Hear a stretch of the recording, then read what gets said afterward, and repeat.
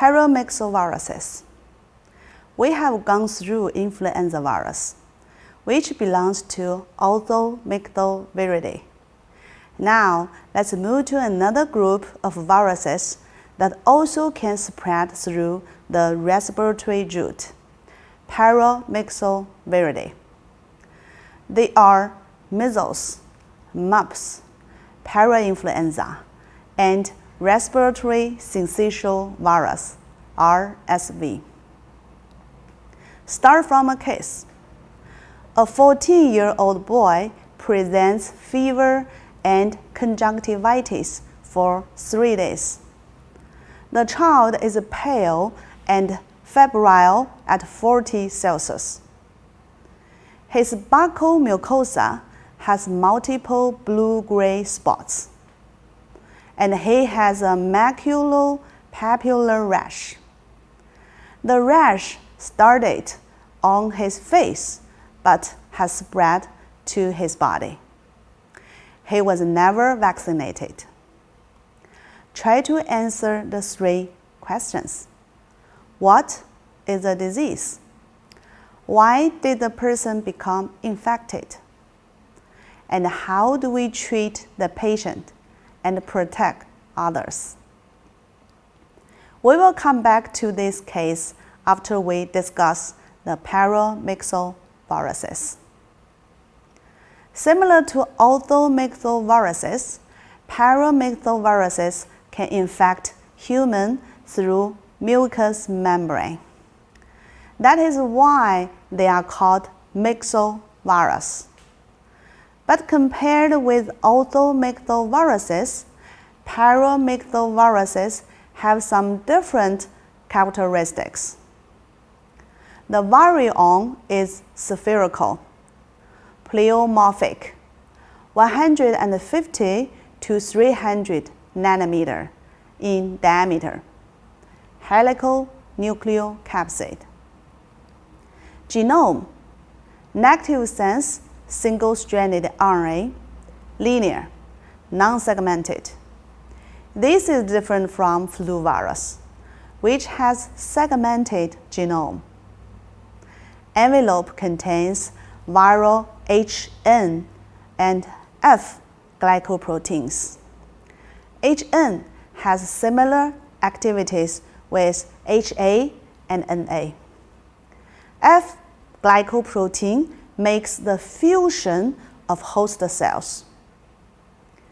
Replication is in cytoplasm, and particles bud from plasma membrane.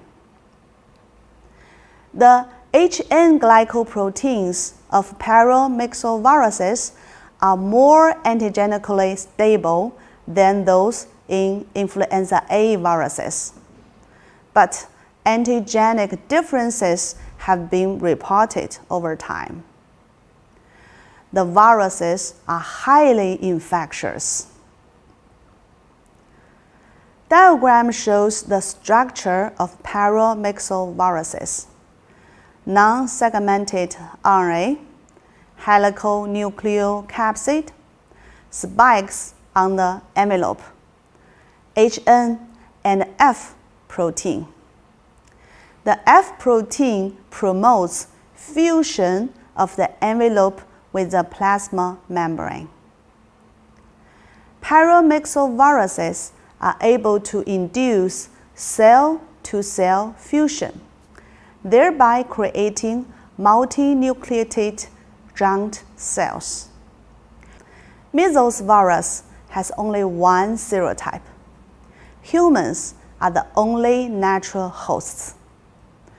Measles is highly contagious and is transmitted from person to person by respiratory droplets.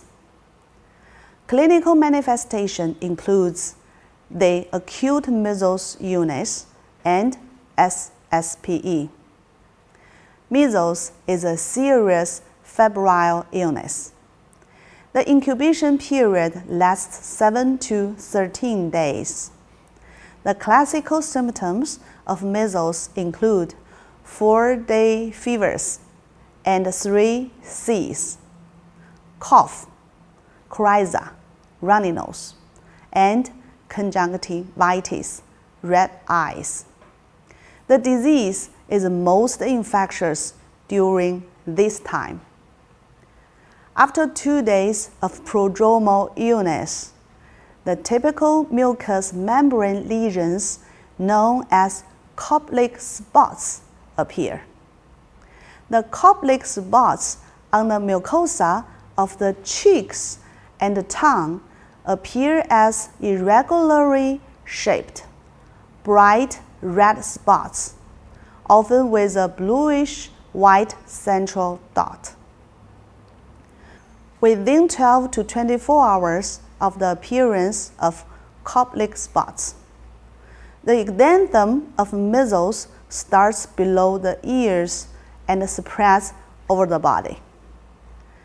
The characteristic measles rash begins several days after the fever starts. Typical rash starts on the face and upper neck, spread down the back and the trunk, then extends to forelips. The fever is highest and the patient is sickest on the day the rash appears. Pneumonia, which can be a serious complication, accounts for 60% of the deaths caused by measles. Bacterial superinfection is common in patients with pneumonia caused by the measles virus. One of the most feared complications of measles is encephalitis, which occurs in as few as 0.5% of those infected, but carries a fatality rate of 15%. Encephalitis may rarely occur during acute disease, but usually begins 7 to 10 days after the onset of the illness. Subacute sclerosing panencephalitis, SSPE, is an extremely serious, very late neurologic sequela of measles that afflicts approximately 7 of every 1 million patients. Infectious virus disappears. Measles proteins in infected brain cells result from defective virus replication after initial infection.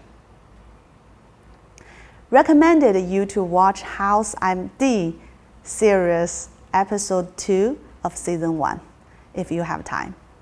You may get some information about measles and SSPE. The clinical manifestations of measles are usually so characteristic that it is rarely necessary to perform laboratory tests to establish the diagnosis. No specific antiviral treatment is available for measles. The immunity is lifelong after infected by measles virus. MMR, measles, mumps, rubella vaccine is recommended. Mumps virus also has only one serotype. Humans are the only natural hosts. 1/3 of mumps infections are asymptomatic. Clinical illness usually manifests as a parotitis. Patients show the swelling of the salivary glands. Orchitis, rarely oophorytis, may occur and cause sterility. Some patients may develop meningitis. The immunity is permanent. MMR vaccine could be used to prevent the mumps. Respiratory syncytial virus, RSV, one serotype. RSV is the most dangerous cause of lower respiratory infections in young children. RSV can cause any respiratory tract illness, from a common cold to pneumonia. A more severe lower respiratory tract illness, bronchiolitis, may occur in infants.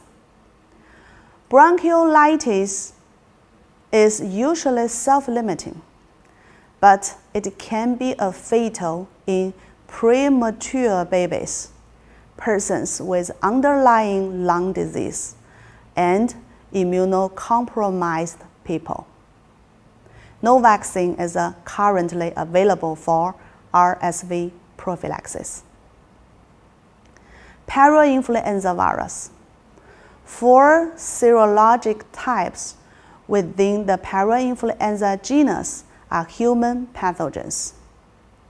Parainfluenza virus can cause common respiratory illnesses in persons of all ages. It is the second major pathogen of severe respiratory tract disease in infants and young children.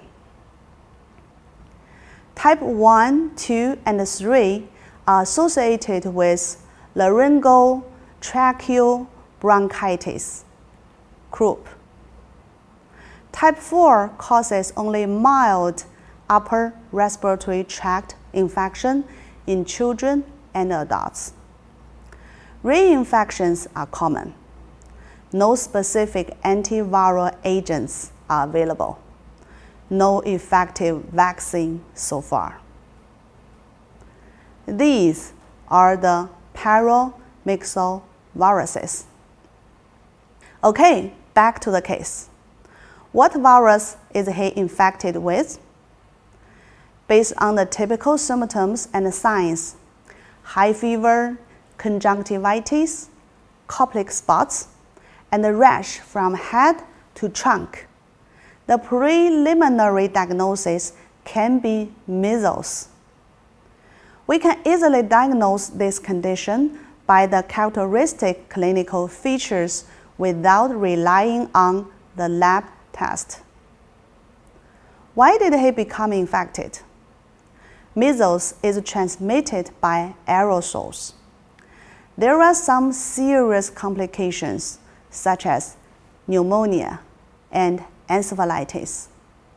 SSPE is rare but fatal. What can be done if he is infected? No specific antiviral drugs so far. People should be vaccinated to get the protection. Please review this section after the class. We will finish this chapter next time. Thank you for your listening. Let's have a break.